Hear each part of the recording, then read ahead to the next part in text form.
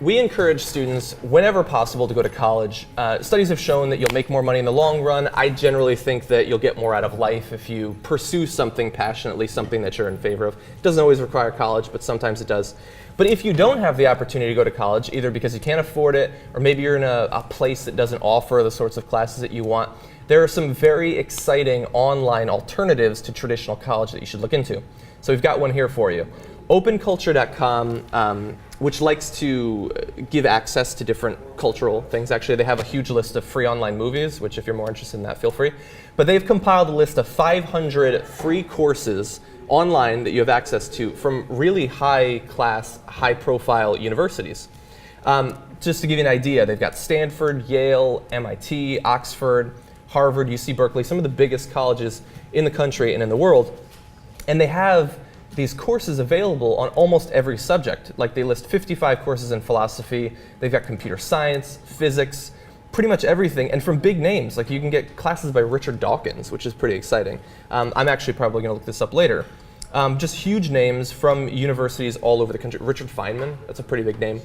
And so I think that this is incredibly exciting that you could conceivably, although you wouldn't have a degree at the end of it, you could take these courses and you could learn a lot. That's what I did in college for money. No, I took a bunch of classes that... For money? No, like I took a bunch of classes that had nothing to do with my major. Like I'm halfway to a minor in like 3 subjects. Yeah, but you did it out of just personal curiosity? I did it for, I wanted to go learn. That's awesome.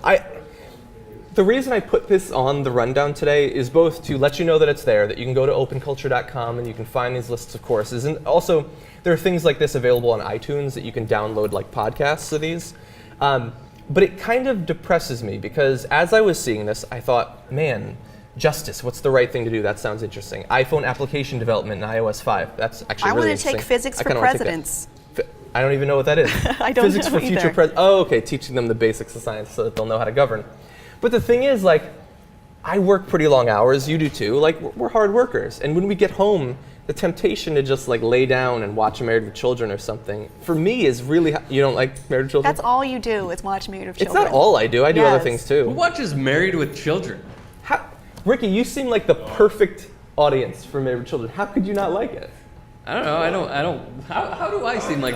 How am I the perfect audience for Married with Children? Stupid slapstick sort of fun. Like that seems like no. I'm not saying you're stupid. That's not very polite. Like he really likes Ted, right? What are you trying to say, Ariel? I like the same stuff. Look, if you have taken any of these courses just for your own enlightenment, not for college, I'd like to know, was it beneficial to you? Was it worth the time? Could it actually stand in for other forms of entertainment? Because some of these might actually be kind of fun. I think that would be great. Sure. I mean, like if you read in your spare time. I used to. I do. I could just do this instead. Exactly. I think that would be great, and I would really like to hear from people who have done that, because I think that would be pretty inspirational.